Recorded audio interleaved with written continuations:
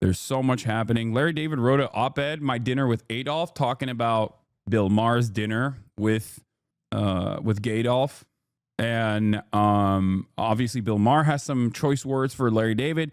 And a lot of people have actually gotten mad at Larry David in the process. Like E. Fatlo has been talking about how Larry himself, how Larold himself is actually, oh my God, everyone's going to like the Taft's clip today. E. Fatlo and other Israel defenders have been kind of losing their minds over Larry David because they're like, he is not sufficiently pro-Israel, which I think is really funny because I'm going to be honest with you, there is very little chance that Larry David isn't even like a little bit pro-Israel. Like, I'm going to be honest. This man, I love Larry. I love Larry David. I think he's amazing. I think he is a incredible comedic mind. I've talked about this quite a bit in terms of like who has played a major role in my understanding of the world. But if you think Larry David isn't like pro-Israel to at least a pretty decent degree, come on. He's definitely he's not anti-Israel. He's not an anti-Zionist. But Larold, on the other hand, okay, he is a one brilliant room reader and two gets annoyed easily. Okay, so what that means is he probably hates how annoying the pro-Israeli crowd is. Like, that is my assessment. That's my assessment as someone who is incredibly parasocially invested in Larry David and all of the things that he's done, and has felt kind of disappointed by him donating money to who was it? Who was the campaign that he donated to? I think it was like Pete Buttigieg or something that like killed me. I was like, come on, Larry, you should know better than that. But yeah, I remember when I saw that, I was like, oh yeah. But yeah, Larold is I would, if I were to parasocially make an assessment on this, like I would most likely categorize him as someone who is, of course, pro-Israel, but like knows better than to just like constantly chirp about it.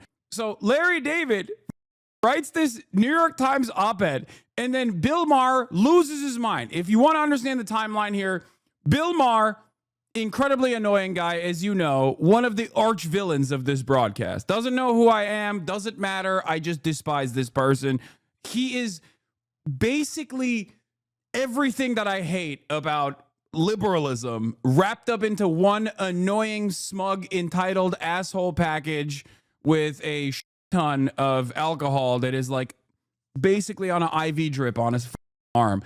Now, that douchebag has always been an anti-Trump douchebag. Bill Maher is the type of person, the prototype of annoying, arrogant, entitled douchebag liberal who thinks he's more intelligent than the average dumb hog, but demonstrates the exact same qualities of the average dumb hog and basically believes in almost all of the things that the average dumb hog believes, but still has to be a annoying douchebag about it, where he's like,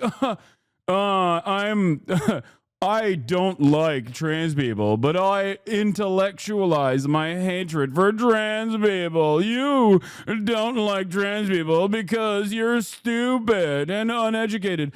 I hate trans people because I'm educated about the matters. Like that type of guy. And he hated Donald Trump for his entire career, right? Like the first 4 years, he said a bunch of annoying shit about it. People would yell at Bill Maher all the time, whatever, right? Now, this time around, he went to Papa, okay? He kissed the ring. He went to the White House. He dropped the pretense. He dropped the whole, like, I'm anti-Trump shit. And he basically said, like, yeah, I've been sued by Trump a bunch of times, but honestly, he's actually pretty smart behind the scenes. He was so nice to me. 100 millionaire who also is a douchebag racist. I wonder why he was so nice to me. And of course, you know, people are annoyed by it. People in Hollywood are annoyed by it. Larry David is one of those people that is annoyed by it. So he wrote this article, Larry David, My Dinner with Adolf at New York Times, which, for the record, is correct, is a correct assessment to make. Okay? He wrote this article, and Bill Maher got really pissed off at him and did the classic. Again, these guys are all free speech defenders, right? Bill Maher loves free speech, right? Immediately was like, it's actually Holocaust revisionism to compare Donald Trump to Adolf Hitler, and you basically are, disrespectful to the 6 million Jews that were slaughtered by Adolf Hitler. That's what he hit. He hit the this is disrespectful to the victims of the Holocaust line so fast in a conversation that he was having with, I forget who he was talking to. I think was it some right-wing guy that he was talking to? Bill Maher, a guy with no personal lineage connection to the Holocaust, from what I understand, is tone policing a literal Holocaust survivor descendant. Yeah, Bill Maher didn't even know he was Jewish until later in his life. Like, he grew up Catholic, dude. He is the most Catholic code out there. For the record, just so you know, he's Mr. Religulous. I hate all religion. I'm an atheist, by the way, and I like to smoke weed. Have I told you I like to smoke weed? Oh, it was him talking to. Yeah, I didn't even know he was Jewish until like a couple years ago. Yeah, he grew up thinking he was Catholic, at least his whole life, and then like found out that he had a Jewish lineage like later. I think, I'm pretty sure. Seriously, I always thought he was Jewish. Bro, he has, first of all, that's anti-Semitic. Okay, no, if you look at his energy and his vibes, he has the most annoying douchebag Christian pompous know-it-all attitude. Okay? No. There's a very different vibe to. I literally did not know that he was Jewish until recently, or at least has like Jewish lineage, and I was shocked when I found out. He just has the most waspy attitude. I don't know how to describe it, even though he's not a wasp. He's a Catholic, but like he has the waspiest attitude. That's it. That's like, he sounds and behaves exactly like an annoying, entitled, arrogant, northeastern wasp know-it-all who thinks he knows better than you about everything, even though he is a moron. Okay? So pompous, so arrogant. Also, if he was Jewish, he'd be funnier, okay? Automatically. That's it. That's the other side of the equation. Like, he's just so unfunny that I think it's up and disrespectful to American Jews to say Bill Maher is an American Jew. Okay? You can't make that joke. Well, I just did. Okay? Shut up. So, of course, Bill Maher himself has compared Trump's children to Nazis, obviously, because that's, classic, right? Classic. I mean, this was back in 2016.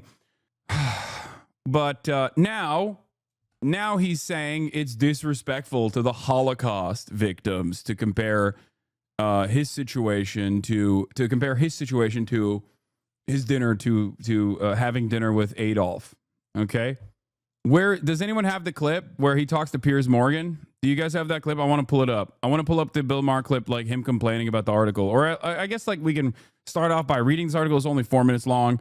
Larry David says, imagine my surprise when in the spring of 1939, a letter arrived at my house inviting me to dinner at the old chancellery with the world's most reviled man, Adolf Hitler. I'd been a vocal critic of his on the radio from the beginning, pretty much predicting everything he was going to do on the road to dictatorship. No one I knew encouraged me to go.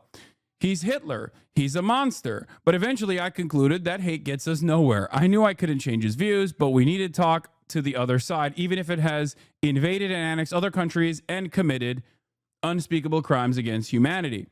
2 weeks later, I found myself on the front of the steps of the old chancellery, and was led into an opulent living room where a few of the Fuhrer's most vocal supporters had gathered. Himmler, Goering, Leni Riefenstahl, and the Duke of Windsor, formerly King Edward VIII. We talked about some beautiful art on the walls that had been taken from the homes of Jews But our conversation abruptly ended when we heard loud footsteps coming down the hallway. Everyone stiffened as Hitler entered the room.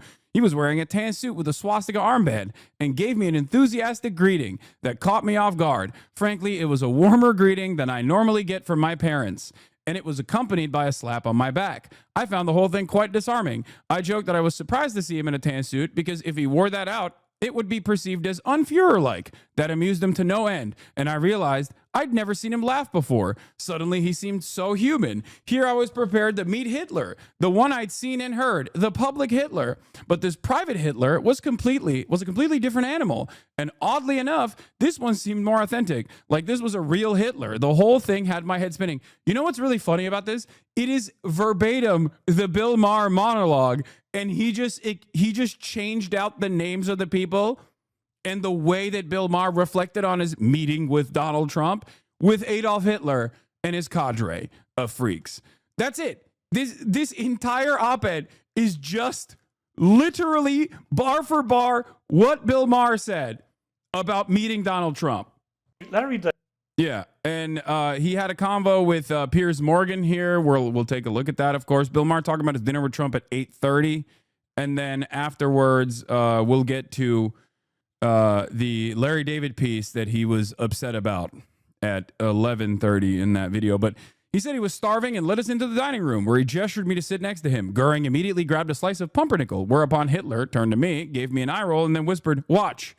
He'll be done with his entire meal before you've taken 2 bites." That one really got me. Goering, with his mouth full, asked what was so funny, and Hitler said, "I was just telling him about the time my dog had diarrhea in the Reichstag." Goering remembered. How could he forget? He loved that story, especially the part where Hitler shot the dog before he got back into the car. Then a beaming Hitler said, "Hey, if I could kill Jews, gypsies, and homosexuals, I could certainly kill a dog." That certainly got the biggest laugh of the night, and believe me, there were plenty. But it wasn't just a one-way street with the Fuhrer dominating the conversation. He was quite inquisitive and asked me a lot of questions about myself. I told him I had just gone through a brutal breakup with my girlfriend because every time I went someplace without her, she was always insistent that I tell her everything I talked about. I can't stand having to remember every detail of every conversation. Hitler said he could relate. He hated that too. What am I, a secretary? He advised me. It was best not to behave anymore. It was best not to have any more contact with her, or else I'd be right back where I started, and eventually I'd have go through the whole thing all over again.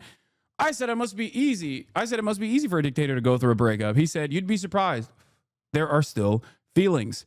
There are still feelings. That really resonated with me. We're not that different after all. I thought that if only the world could see this side of him, people might have a completely different opinion.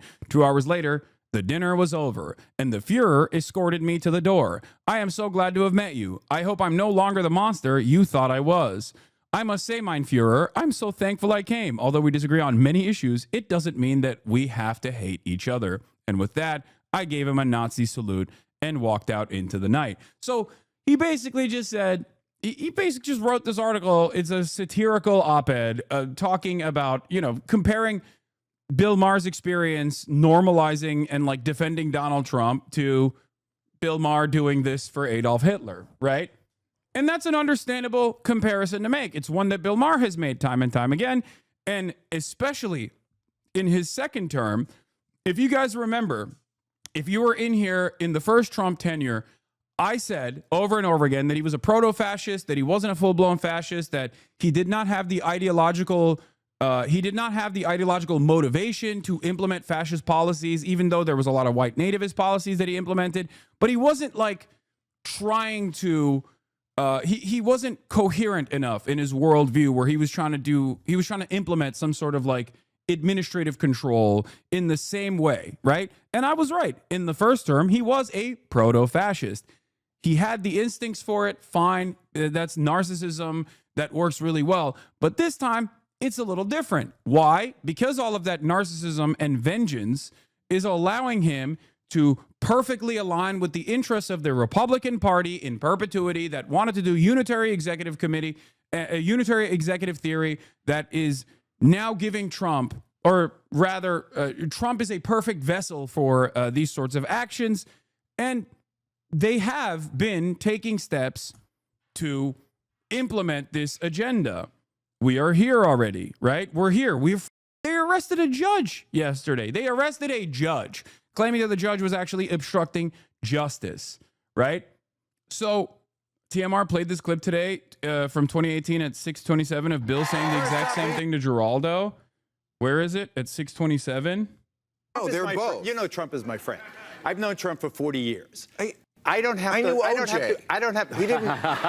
So did Trump. He didn't. So did Trump. I interviewed Trump about OJ He didn't remain my trial. friend when I felt he had a certain moral lapse. Well, in my family, my wife agrees with you. She doesn't like his policies on so many things that I already listed, so she just can't stand the guy.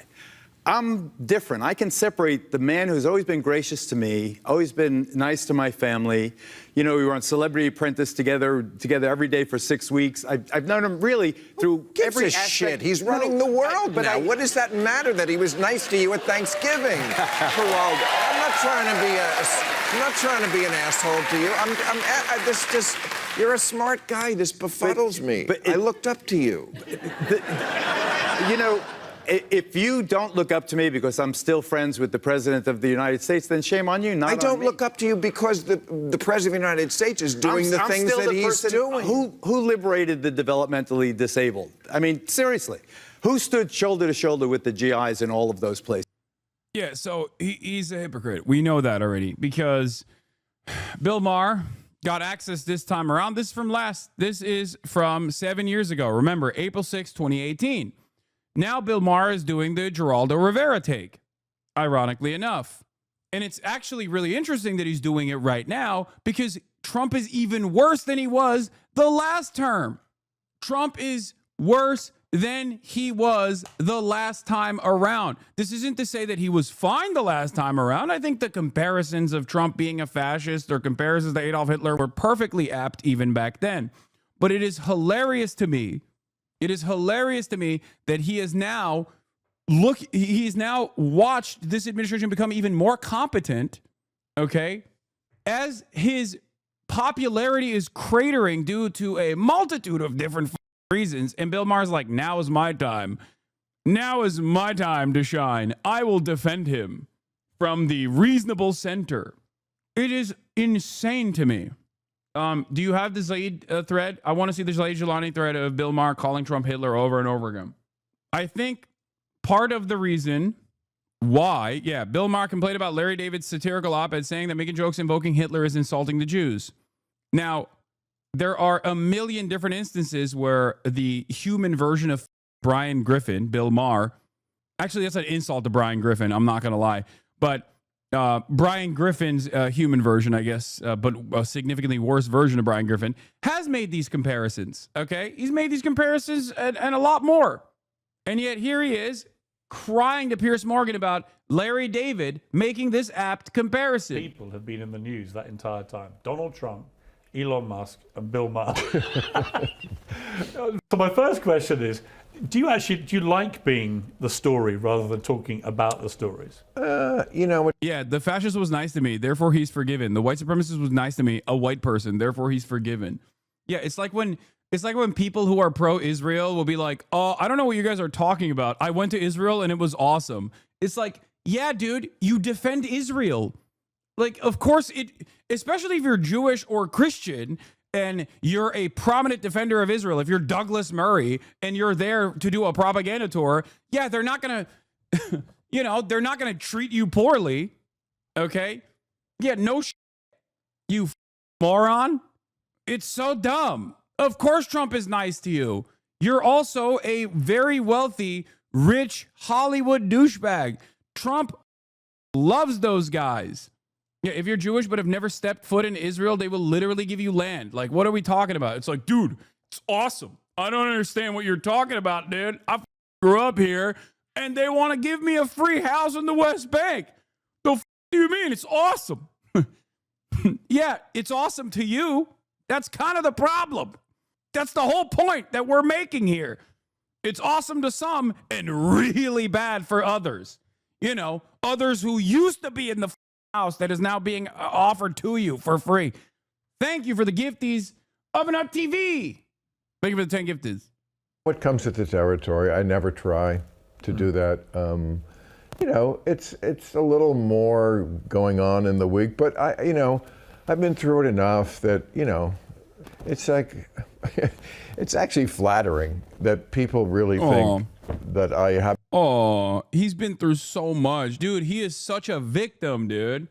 He is such a victim, dude. He is, God, society will never live down the shame of harming this beautiful man over and over again. Oh, it's flattering. Everyone's on me for being an annoying little douchebag.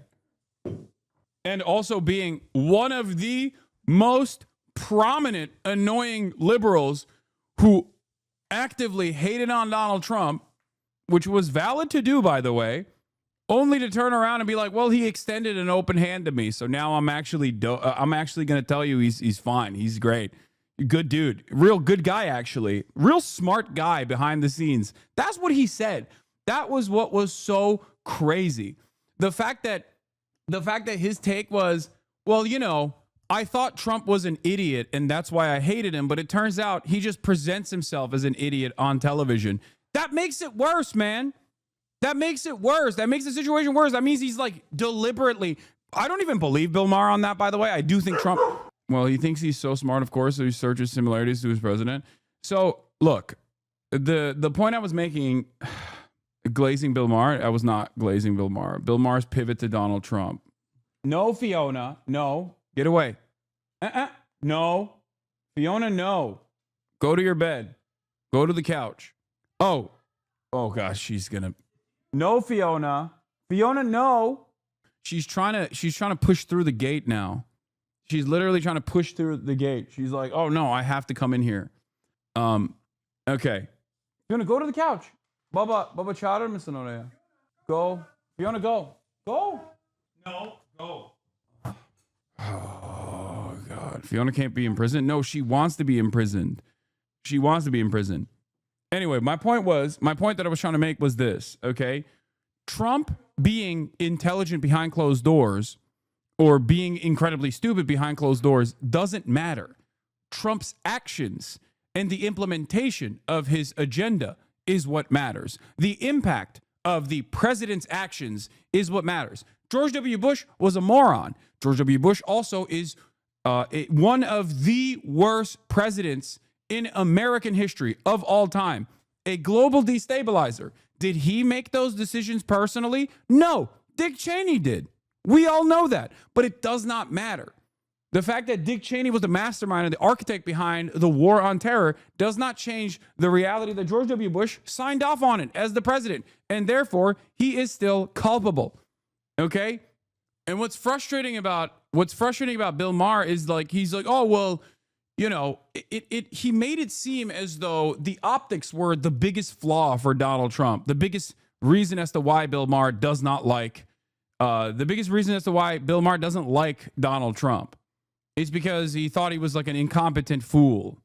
And he said he was going to continue criticizing him. But it's like, you know, it rings hollow when you say, well, he was nice to me. And I was shocked by how nice to me he was.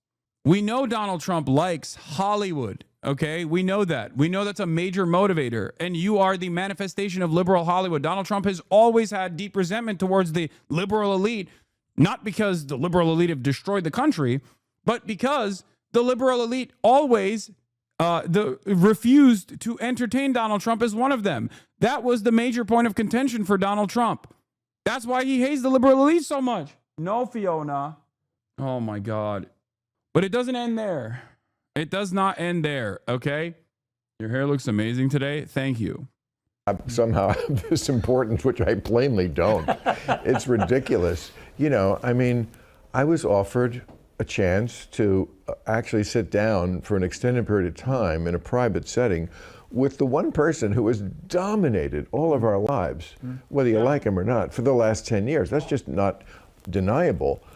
I took it. I can't imagine why anybody wouldn't take it. Just can I see the Trump adopterist up close? I'm going to get to see it, and then you know the only thing that bugs me about it is they don't give me proper credit for it. And then I went back to my day job, tearing him a new asshole, and never stopped before the dinner, never stopped after the dinner, and during, because I said lots of things to him that you would think liberals would love that a guy said right to his face, you didn't win the election, and birtherism was vile, and what? I said to him, you're scaring people. Why do you want to scare people so much?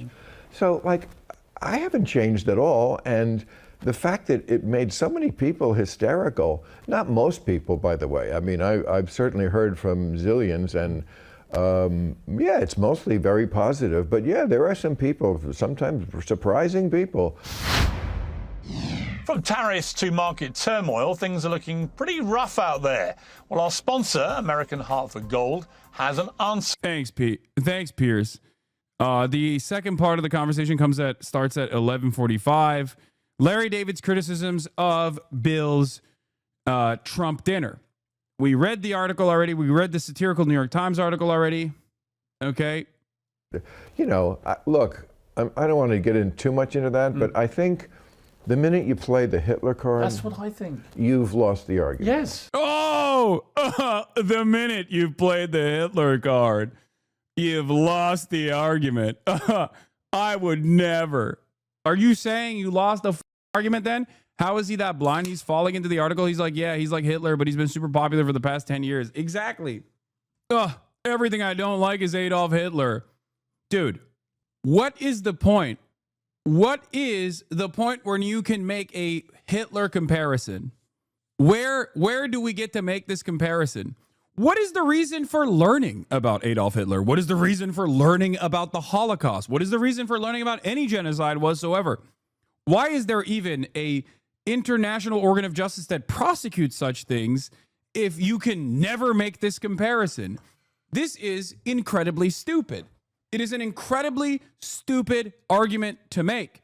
The entire purpose of learning about the Holocaust and learning about Adolf Hitler is so you can make this comparison when that comparison is valid. Okay? For Donald Trump, especially in the second term, what more do you need to see? This is a country that at least had a crumb of liberalism in terms of protecting First Amendment rights, allowing people to have freedom of speech, free association, free expression, free press. And, America certainly hasn't been the best on that throughout its entire history, especially when it comes to prosecuting radical leftists, anarchists, trade unionists, and the like, communists in general. But having said that, like, in the last 20, 30 years, there's this notion that America is supposed to still maintain some semblance of defending free speech, right? That's what America is about. There's nothing else that you can point to as far as like the last bastion of liberalism, okay? Free speech and due process. Those are the two good things. It comes down, maybe not even free speech, but like due process especially comes all the way down from like the Magna Carta tradition. Okay, this is like 1,000 years basically of trying to get this thing right. Donald Trump taking that away is the most Hitlerian thing he could do. It's insane that more people are not angry about this all the goddamn time, partially because they are so invested, so incredibly invested in managing the unpopularity of the apartheid state doing a live streamed child holocaust. As I tweeted about last night, I said, actively trying to manage the unfavorability of an apartheid state that's doing a live streamed child holocaust has collapsed the already limited credibility the West had about defending liberal democratic values. This is what happened in Germany. A pro-Palestine activist was convicted in Berlin for incitement to racial hatred for asking, have we learned nothing from the Holocaust? You have the FBI busting down the doors of pro-Palestinian American activists, American citizens who are pro-Palestinian student activists. FBI's breaking into their houses. You have the State Department revoking people's visas left and right, trying to kickstart a deportation process for them for the crime of writing a student newspaper article about Israel. Not even about America, just Israel. This is the last bastion. This is the last battle for preserving any semblance of liberalism and liberal protections in the West. Okay, once all of this falls apart, it's done. It's over. The whole Western world is entirely fascist. The most indefensible version of fascism and the most indestructible version of fascism is upon us. This is why I say this is a scary time to be alive, because there is no anti-fascist counterbalance here. There's no like allied coalition, and it's here. And of course, people will say this was happening for quite a while, and I understand that. I am an anti-capitalist in the United States of America. This accelerated post 9/11, but it existed before 9/11 as well. But it scales upwards, okay? It is an unstoppable force unless someone just says, we're done with this. We have to go back. We have to return to the tradition of liberal democracy, at least theoretical liberal democracy. Do you understand? Because throughout time, we've had the McCarthyist trials, we've had purges, we've had internment camps for the Japanese during World War II. We've had dark moments in recent U.S. history as well, right? That's true. But all of those dark moments have marginally moved the needle in this direction to finally get to a position where someone who has the motivation, and the Trump administration certainly has that motivation, to just completely rewrite this fundamental principle. And once it's rewritten, once that precedent is set, it doesn't matter how you open that door. It can be over Israel, it can be over anti-Semitism, it can be over whatever you want to have that conversation over. But once that precedent is gone, once that legal protection is gone, once due process is gone, it is impossible. It is impossible to return to a system where those values will be preserved without some kind of violent revolution or some kind of military coup. Okay? So the fact that people are sleepwalking towards this, the very fact that people are sleepwalking through this entire process, where like, this administration is taking some severe actions against the First Amendment in broad daylight over and over again, and couching this under immigration enforcement, or national security concerns, and the Democrats are not making a bigger fuss out of this is psychotic to me. The fact that you have assholes like Bill Maher also running around and talking about how great Donald Trump is and how nice of a guy he actually was to him is doubly insane. This isn't fear-mongering. This is telling you what is going on. It's not fear-mongering at all.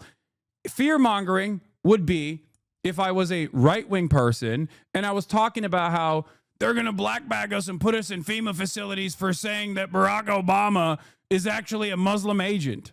That was fear-mongering. This is real.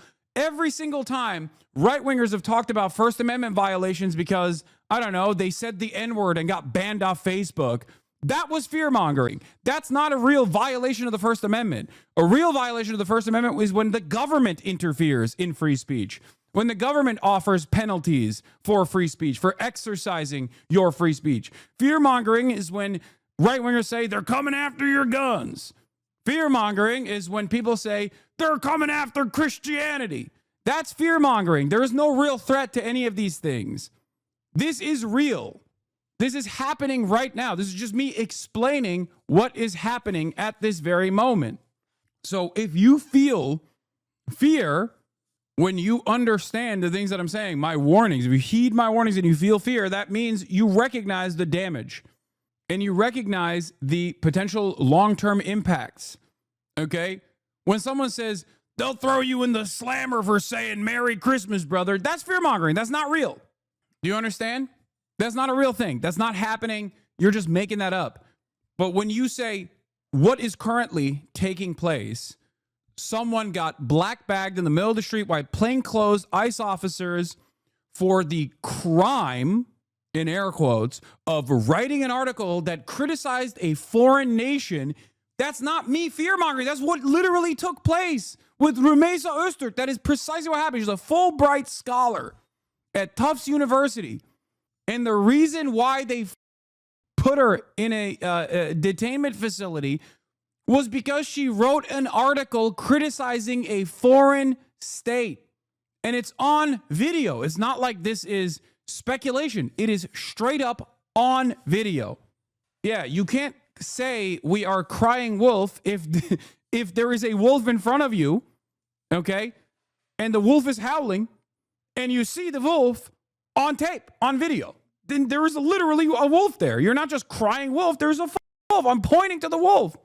And also, I must say, you know, come on, man. Hitler, Nazis, nobody has been harder about and more prescient, I must say, about Donald Trump than me. I don't need to be lectured on who Donald Trump is. Just the fact that I met him in person. Well, it seems like you do need that. It seems like you need that, considering the commentary that you engaged in. Didn't change that. And the fact that I reported honestly is not a sin either. But, you know, to use the Hitler thing, first of all, I just think it's kind of insulting to 6 million dead Jews, you know, who, like, that should kind of be in its own place in history. Oh my God, Holocaust exceptionalist Bill Maher talking to a person who is a direct descendant of Holocaust survivors. Shut the up, dude. Oh my God. Oh my God. Anyway, here are all the moments where Bill Maher's brought up Hitler. New rule, the manager at the grocery store has to stop acting like he's some big because he's the one who has the key. Admit it, despite appearing frustrated because Janelle on Register 3 pressed the wrong button, you love it.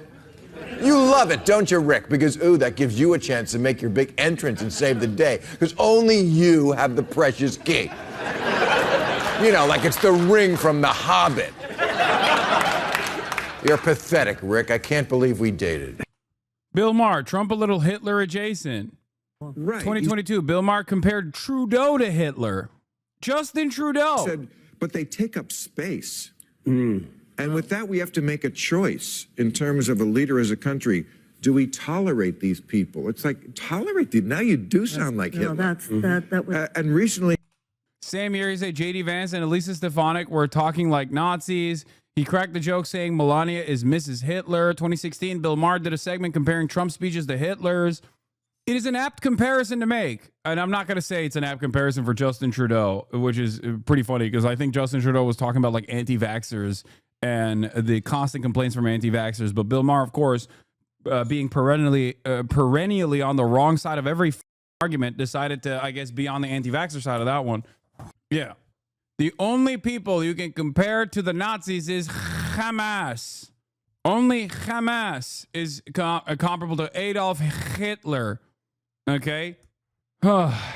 And, you know, I know people can say, well, we're just comparing it in this way. Well, it's an argument you kind of lost just to start it. It's just, look, maybe it's not. I mean, hilarious, once again, because he has done this on numerous occasions. On numerous occasions. God damn, dude. What a loser this guy is. Oh my God. Hitler comparisons can be apt or can be ridiculous. Holocaust comparisons can be apt or can be ridiculous. Okay? I'll give you an example. Something that I saw from former, I think, former ambassador to Israel, David Friedman. Okay? Hold on. Where is it? We can make these assessments on our own. Okay? Served as U.S. ambassador from 2017 to 2021. David Friedman. He posted this, comparing October 7 to the Holocaust. Insane. There is an apt comparison between October 7 and the Holocaust. It's just not one that David M. Friedman would ever entertain. And that would be the Warsaw Ghetto Intifada. The Warsaw Ghetto Uprising. That would be an apt comparison. But of course, you know, that would brick his brain probably.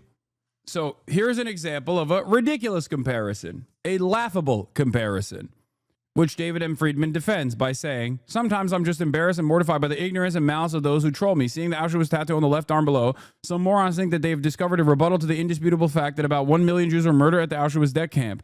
They think it's a 5-digit number means that there can be no more than 100,000 victims.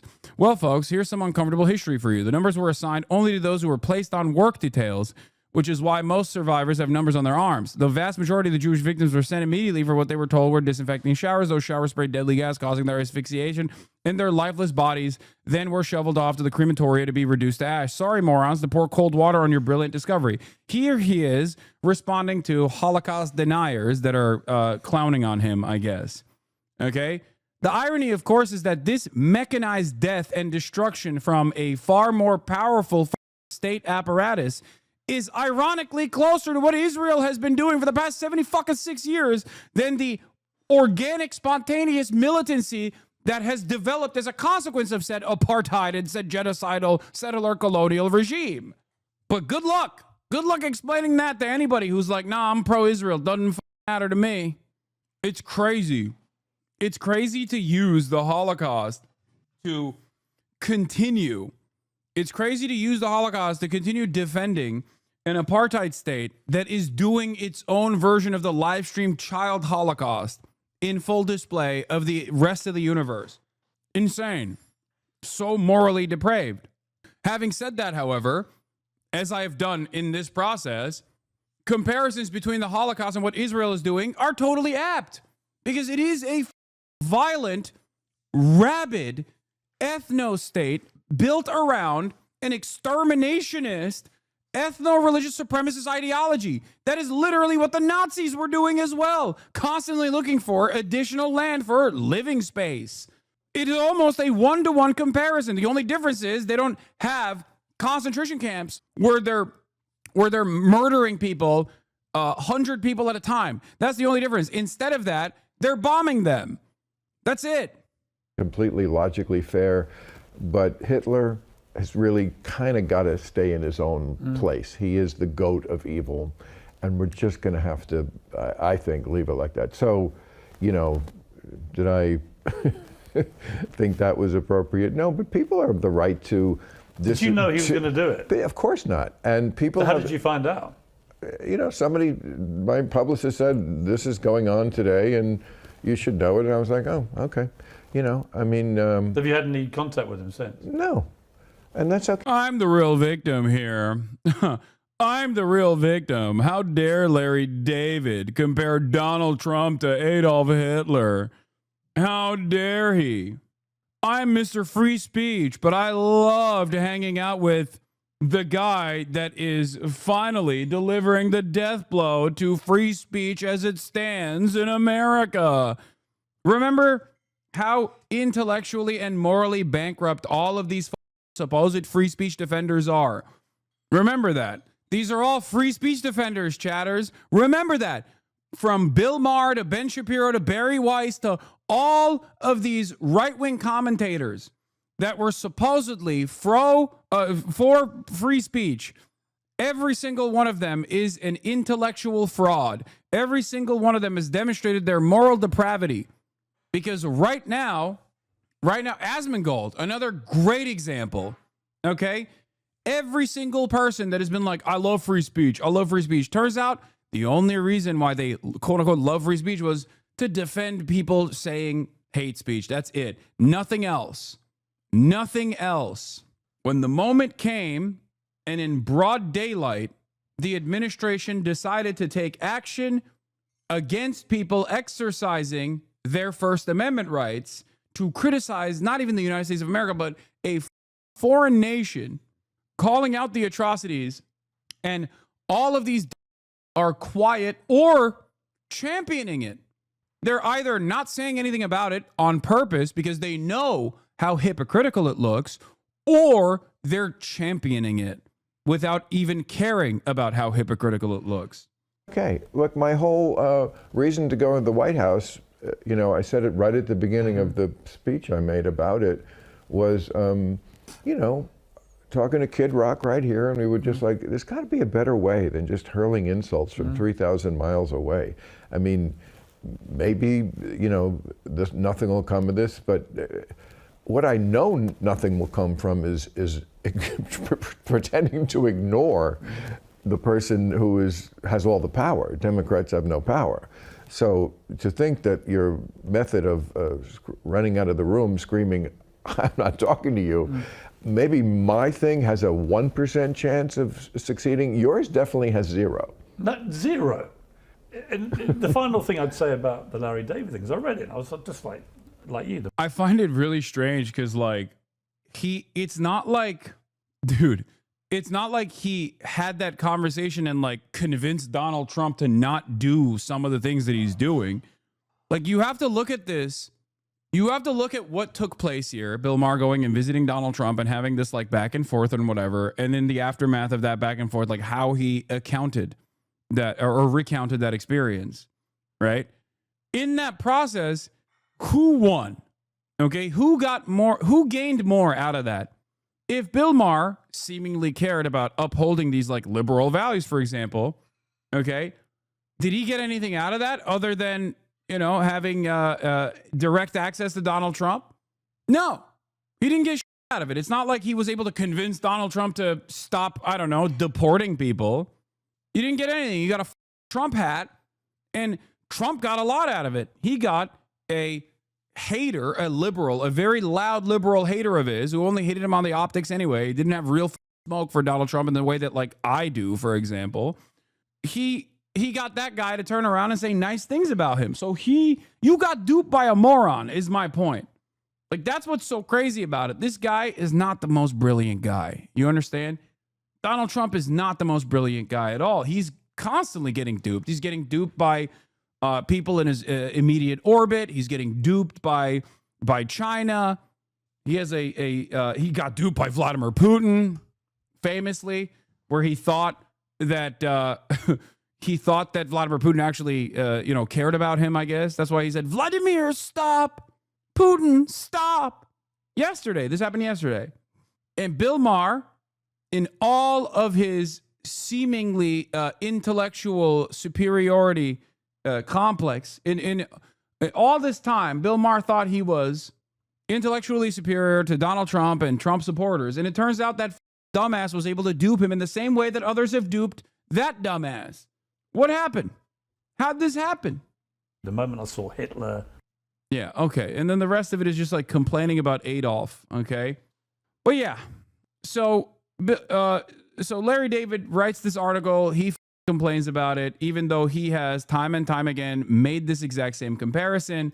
And then, of course, all of the Israel defenders have been running around chirping since then, saying Larry David hasn't once said anything about the hostages. Fatlow's mad, proper mad at Larry David, proper mad. Not Larry. I'm so mad. I've shorted my pants. I thought I was Fatlow. Turns out it was Shatlow. Yeah, I'm using her hate name. I'm pretty sure it started with this TikTok. Let's take a look at this. Yeah, here. This message is for Larry David, and if you're not Larry David, please keep on scrolling. Larry, the fact that you have not... This is so funny because this, like she is a Curb Your Enthusiasm character. This is what's her name? This is literally the wife. Come on, chat. Yeah, Susie, exactly. This is just a Susie archetype, okay? Larry, you haven't said a single thing about the hostages, Larry. Don't you know? You have to side with your tribe. These people don't care about you, Larry. You asshole. You bald Larry. You sick.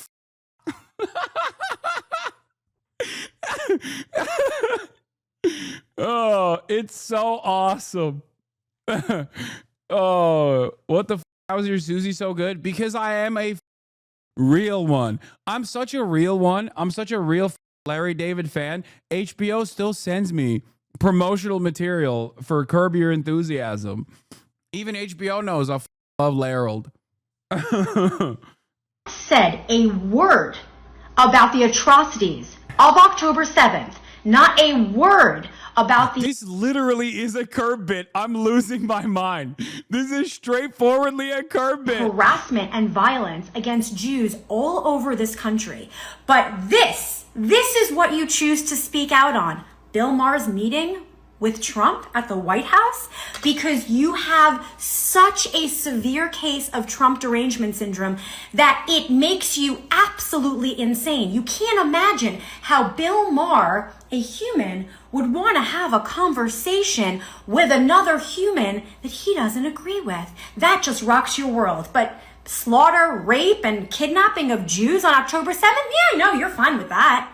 Trump is the same as Hitler. Yeah, totally different behind the scenes, different personality, but just the same. I mean, you should be ashamed of yourself. This is exactly what is wrong with liberal Jews who put politics before existence. Okay?